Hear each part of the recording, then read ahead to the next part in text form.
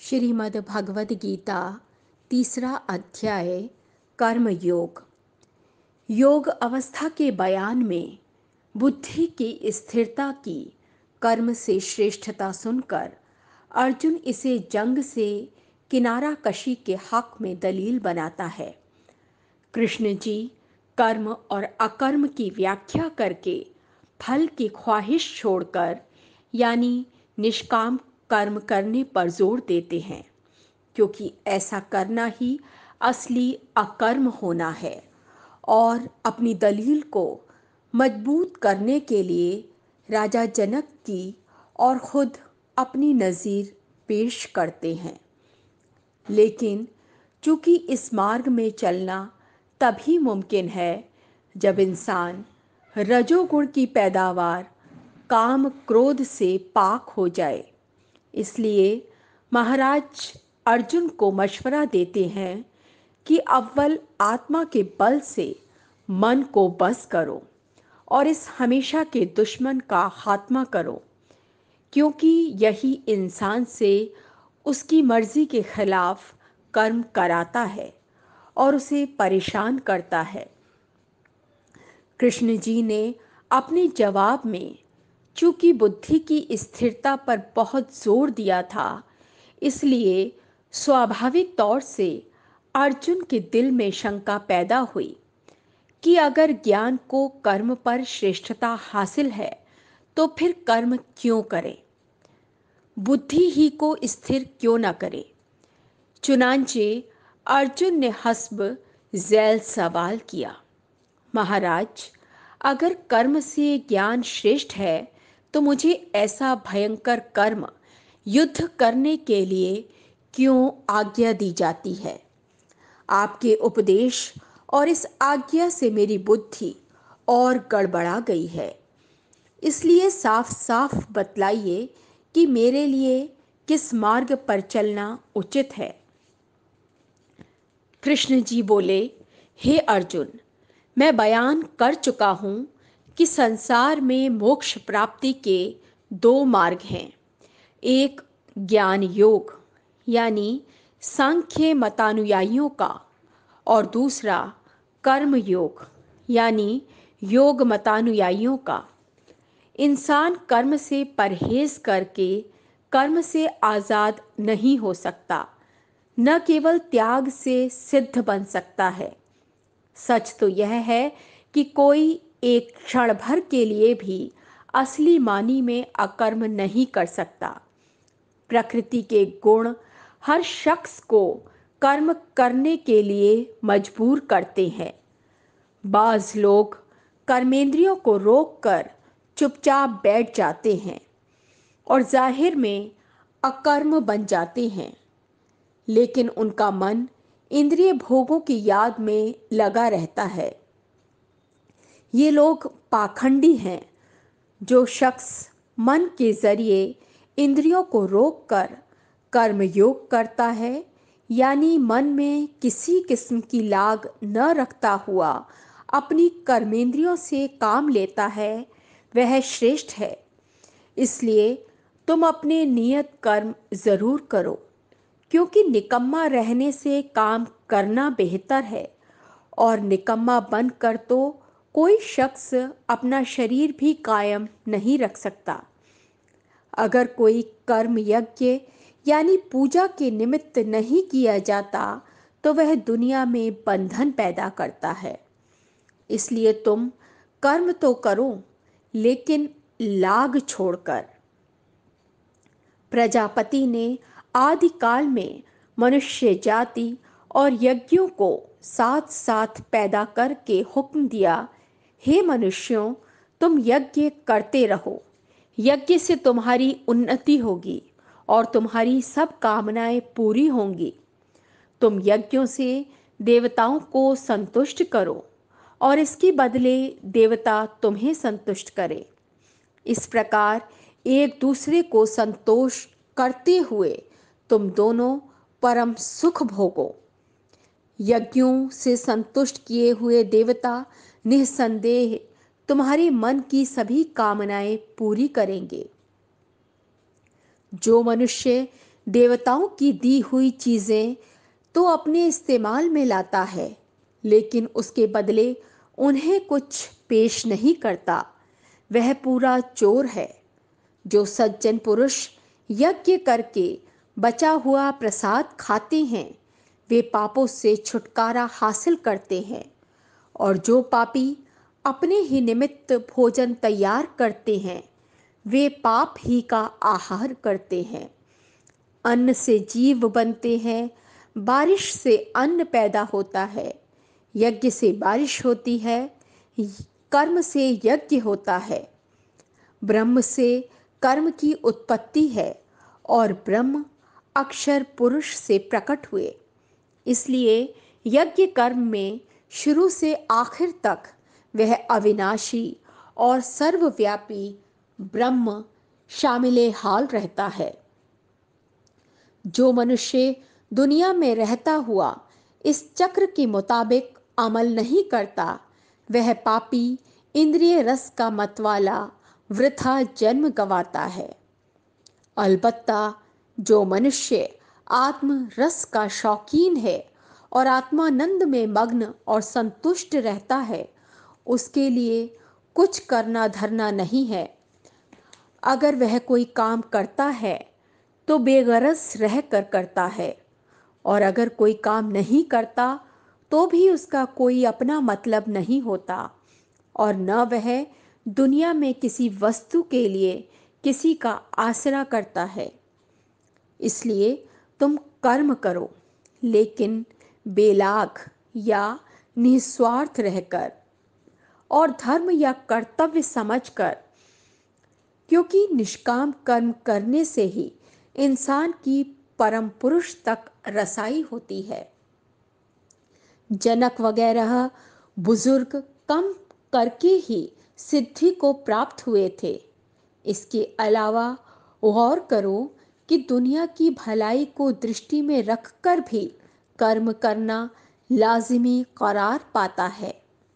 जो काम बड़े आदमी करते हैं, वह दूसरे भी करने लगते हैं, क्योंकि साधारण लोग बड़े आदमियों के पीछे पीछे ही चलते हैं। हे अर्जुन, तीन लोक में ऐसा कौन काम है जो मुझे करना लाजिमी हो, या ऐसी कौन सी वस्तु है जिसके हासिल करने के लिए मुझे कोशिश करनी वाजिब है। लेकिन तो भी मैं कर्म करता हूँ, क्योंकि मैं जानता हूँ कि अगर मैं सुस्ती छोड़कर कर्म में न बरतूं तो मेरी देखा देखी मेरे आसपास वाले सभी हाथ पर हाथ धरकर बैठ जाएंगे, और नतीजा यह होगा कि जल्द ही तीन लोक नष्ट हो जाएंगे। दुनिया में वर्ण नष्ट होकर प्रजा का खात्मा हो जाएगा, और इसके लिए जिम्मेदार मैं ठहरूंगा। जैसे अज्ञानी आसक्त यानी बंधुआ होकर कर्म करते हैं, ऐसे ही ज्ञानी बिना प्रयोजन या ताल्लुक के और सिर्फ संसार की भलाई के निमित्त कर्म करते हैं। लेकिन मालूम हो कि यह मुनासिब नहीं है कि ज्ञानी उनको जो कर्मों में लगे हैं अपना ज्ञान सुनाकर कर्मों से विमुख कर दें। उन्हें चाहिए कि सावधान होकर खुद कर्म करके उनके अंदर कर्म करने का शौक बढ़ावें। कर्म असल में प्रकृति के गुणों से बन पड़ते हैं, लेकिन अहंकार बस भूला जीव अपने को कर्मों का कर्ता समझता है। मगर जो शख्स गुणों और कर्मों के भेद की असलियत से वाकिफ है और समझता है कि कर्म करने में दरअसल गुण ही गुणों में बरतते हैं, उसके दिल पर कोई असर नहीं होता। प्रकृति के गुणों से भरमाए हुए मूर्ख जीव गुणों की क्रियाओं से शरीर के कर्मों से प्रेम करते हैं, लेकिन किसी बुद्धिमान को यह शोभा नहीं देता कि उनकी गलती जतलाकर उनका प्रेम खुश्क कर दें। बस तुम्हारे लिए वाजिब यह है कि अपने सब कर्मों को मेरे अर्पण करके तवज्जुह आत्मा में जोड़कर आशा व ममता से आजाद और शांत चित्त होकर युद्ध करो। जो कोई मेरे इस उपदेश में श्रद्धा के साथ विश्वास रखेगा और इसमें दोष न निकालेगा, वह भी कर्मों से छूट जाएगा। और जो मूढ़ निर्बुद्धि इसमें दोष निकालेगा और इसके खिलाफ अमल करेगा, तो यकीन मानो कि वह नाश को प्राप्त होगा।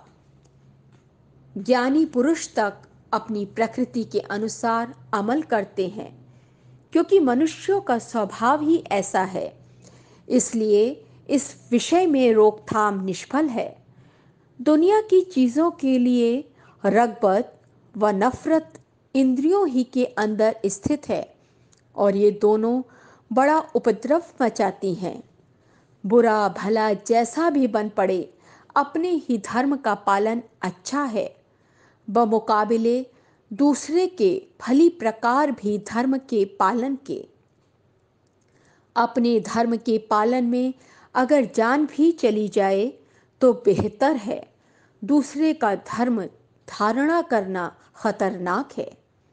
कृष्ण जी का उपदेश सुनकर अर्जुन ने दर्याफ्त किया, महाराज, अब यह बताइए कि इंसान को उसकी मर्जी के खिलाफ पाप कर्म करने के लिए कौन शक्ति मजबूर करती है?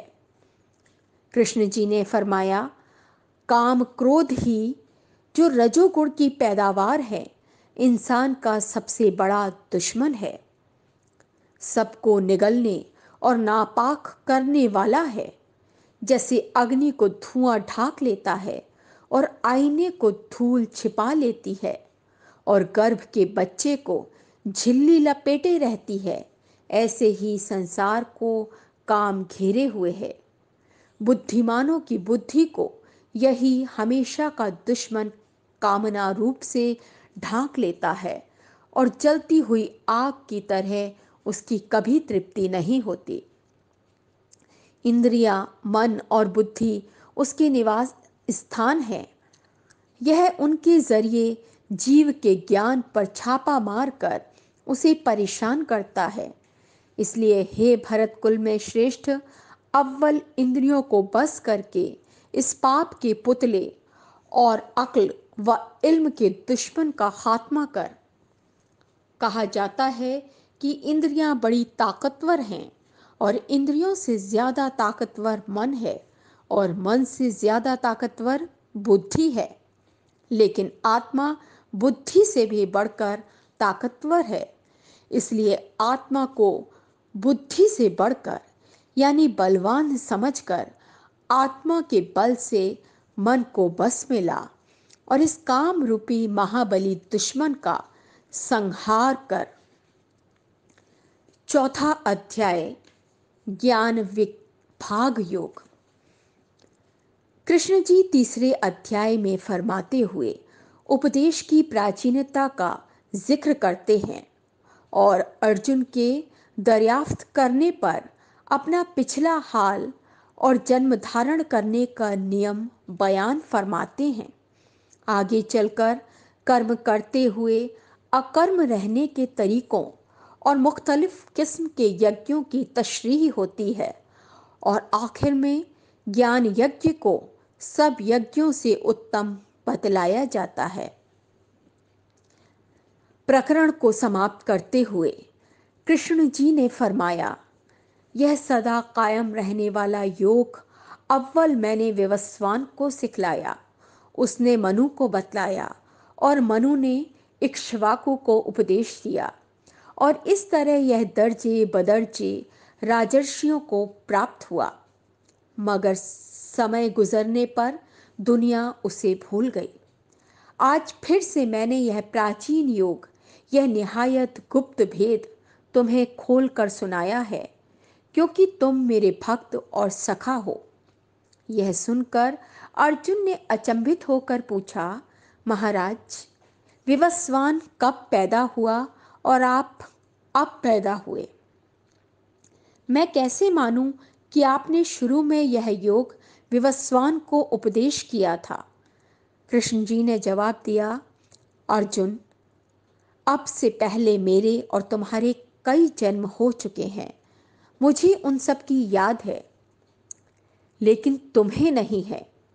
अगरचे मैं अजन्मा और अमर आत्मा हूं, सब सृष्टि का ईश्वर हूं, तो भी अपनी प्रकृति का अधिष्ठाता यानी मालिक बनकर अपनी माया यानी शक्ति से जन्म धारण करता हूं।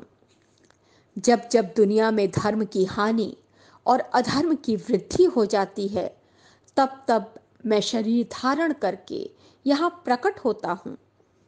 भले पुरुषों की रक्षा और दुष्ट जनों के नाश और धर्म के कायम करने के लिए मैं हर युग में देह धारण करता हूँ। जो शख्स इस तरह मेरे दिव्य जन्म और कर्म की असलियत समझ लेता है, वह शरीर त्यागने पर दोबारा जन्म नहीं लेता, वह मेरी जात में समाता है। मालूम हो कि बहुत से भले पुरुष राग, भय और क्रोध की मैल से रहित, मुझ में रत मेरा सहारा लिए और ज्ञान रूपी तप से निर्मलता को प्राप्त मेरी जात में समा चुके हैं। और मेरा कायदा है कि लोग जिस तरह यानी जिस गरज से मेरी तरफ आते हैं यानी मेरी शरण लेते हैं, मैं उसी तरह उनका स्वागत करता हूँ, क्योंकि जो रास्ते वे इख्तियार करते हैं मेरे ही हैं, यानी मेरी ही तरफ ले जाने वाले हैं। अलबत्ता जो लोग संसार के कामों में कामयाबी चाहते हैं, वे देवताओं की यज्ञ कर्म से पूजा करते हैं, क्योंकि इस मनुष्य लोक में कर्म का फल जल्द ही मिल जाता है।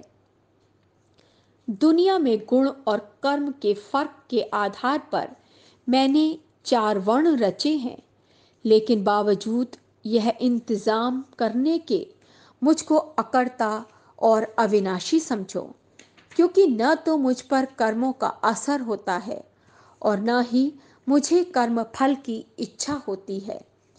और जो मुझे ऐसा जानता है, उस पर भी कर्मों का जोर नहीं चलता। हमारे पूर्वज इस रहस्य से वाकिफ होकर मोक्ष की तलाश में कर्म करते थे, और तुम पर भी फर्ज है कि उनकी रीति पर चलकर कर्म करो। कैसे कर्म करें और कैसे अकर्म रहें, ये ऐसी बातें हैं जिनके समझने में बड़े बड़े विद्वान भी असमर्थ हैं। मैं तुम्हें कर्म करने का ढंग बतलाऊंगा, जिसे समझकर तुम पाप से छूट जाओगे। कर्म का मार्ग निहायत झीना है।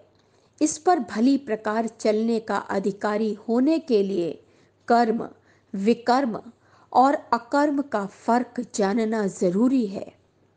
कर्म से तात्पर्य शुभ कर्म, विकर्म से अशुभ कर्म और अकर्म से कर्म का न करना है।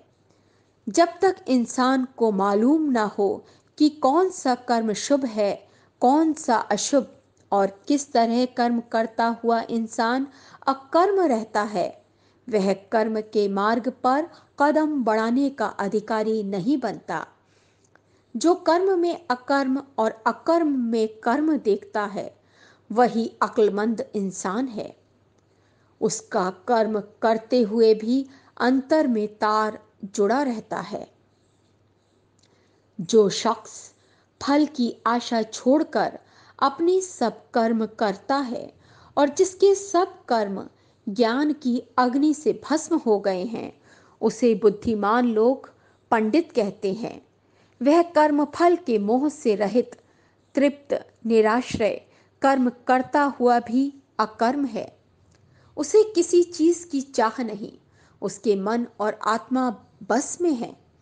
उसे किसी किस्म का लोभ नहीं, वह सिर्फ शरीर से कर्म करता है, इसलिए उसे कोई दोष नहीं लगता।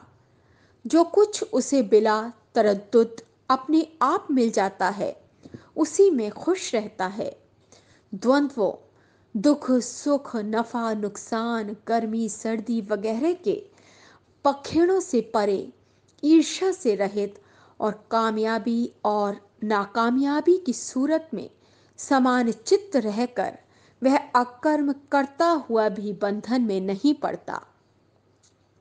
जिसका चित्त राग से रहित और मुक्त हो गया है, जिसकी तवज्जो ज्ञान में स्थिर है और जिसकी क्रियाएं यज्ञ के लिए हैं, उसके लिए हुए सब कर्म गल जाते हैं, यानी उस पर उनका कोई असर नहीं पड़ता। और करके देखो तो ब्रह्म की आहुति देने का पात्र श्रुवा वगैरह है। ब्रह्म ही आहुति का मसाला अर्थात सामग्री है। ब्रह्म ही ब्रह्म की अग्नि में आहुति डालता है। इसलिए वही शख्स ब्रह्म में लीन होता है जो सब कर्म करता हुआ अपना ध्यान पूरे तौर ब्रह्म में जोड़े रहता है। अब मुख्तलिफ किस्म के यज्ञों का हाल सुनो। बाज योगी जिनका कर्म योग में विश्वास है, यज्ञ करके देवताओं ही का पूजन करते हैं, और बाज जिनका ज्ञान मार्ग में निश्चय है, ब्रह्म अग्नि में यज्ञ की ही आहुति डालकर यज्ञ करते हैं। बाज श्रवण वगैरह ज्ञानेंद्रियों की आहुति संयम की अग्नि में डालते हैं, और बाज शब्द वगैरह इंद्रियों के विषयों की आहुति इंद्रियों की अग्नि में। बाज इंद्रियों और प्राणों के सब कर्मों की आहुति ज्ञान से हासिल की हुई चित्त की एकाग्रता रूपी योग की अग्नि में डालते हैं। इनके अलावा बाज लोग जिन्हें मन पर काबू हासिल है और जो इरादे के पक्के हैं, धन दौलत की या तप की या योग साधन की या शास्त्रों के विचार स्वाध्याय की या ज्ञान की आहुति डालते हैं। बाज श्वासों की चाल को काबू करके और श्वासों के साधन में तत्पर होकर बाहर जाने वाले श्वास को अंदर आने वाले श्वास में और अंदर आने वाले श्वास को बाहर जाने वाले श्वास में आहुति डालते हैं। इसी तरह बाज बंधी खुराक खाने वाले और अपने प्राणों की आहुति अपने प्राणों में ही डालते हैं। मालूम हो कि ये सभी लोग यज्ञ कर्म से वाकिफ हैं और यज्ञ के जरिए उन्होंने अपने पापों का नाश कर लिया है। जो लोग यज्ञ का उच्छिष्ट यानी बचा हुआ प्रसाद खाते हैं, वे सनातन ब्रह्म को मानते हैं। यह संसार यज्ञ न करने वालों के लिए नहीं है, परलोक का तो जिक्र ही क्या। हे अर्जुन, इस तरह वेदों में बहुत सी किस्म के यज्ञों का बयान है, मगर गौर करो कि इन सब यज्ञों की उत्पत्ति कर्म ही से होती है। यह बात समझ लेने से तुम्हें मुक्ति हासिल हो जाएगी। हे अर्जुन, यह दुरुस्त है कि ऐसे यज्ञों से जिनमें संसार के पदार्थों की आहुति डाली जाती है, ज्ञान यज्ञ श्रेष्ठ है, क्योंकि तमाम कर्म ज्ञान में समाप्त होते हैं, यानी सब कर्मों का परिणाम ज्ञान ही है। लेकिन यह ज्ञान तुम्हें तत्वदर्शी ज्ञानी पुरुषों से हासिल हो सकता है, और इसे हासिल करने के लिए तुम्हारे लिए उनके कदमों में गिरना, जिज्ञासा, तहकीकात करना और उनकी सेवा में लगना लाजिमी होगा। इस ज्ञान के प्राप्त होने पर तुम दोबारा परेशानी में न पड़ोगे। इसके जरिए तुमको सब के सब पदार्थ आत्मा में अर्थात मेरे अंदर मौजूद नजर आवेंगे, और अगर तुम सब पापियों से बढ़कर पापी भी होगे तो भी ज्ञान की नौका के जरिए पाप के समुद्र से पार हो जाओगे। हे अर्जुन, जैसे जलती हुई आग ईंधन को जलाकर खाक कर देती है, ऐसे ही ज्ञान की आग सब कर्मों को जलाकर भस्म कर देती है। तुम निश्चय जानो कि इस दुनिया में ज्ञान के बराबर निर्मल करने वाली वस्तु दूसरी कोई चीज नहीं। अलबत्ता जिस किसी को कर्म योग में सिद्धि हासिल है, वह उसे आप से आप कुछ अरसे बाद अपनी आत्मा में पा लेता है।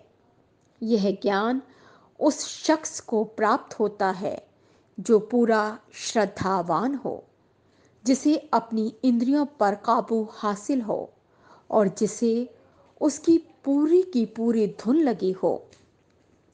ज्ञान प्राप्त होने पर ऐसा शख्स जल्द ही परम शांति को प्राप्त हो जाता है, बरखिलाफ इसके जो ज्ञान से शून्य हैं और अश्रद्धावान और संशयात्मा, हर बात में शुभा करने वाले हैं, वे नाश को प्राप्त होते हैं। संशयात्मा लोगों के लिए ना यही लोक है, ना परलोक और ना सुख। मतलब यह है कि जो शख्स योग के जरिए कर्म त्याग देता है, यानी अकर्म हो जाता है और ज्ञान से अपने मन के संशय नाश कर देता है, वह आत्मवान पुरुष कर्मों की कैद से आज़ाद रहता है। इसलिए हे अर्जुन, तुम भी ज्ञान की तलवार से अपने दिल में घुसे हुए संशय को, जो अज्ञान की वजह से पैदा हुआ है, काट डालो और कर्मयोग का आसला लो। बस उठो, अब देर मत करो।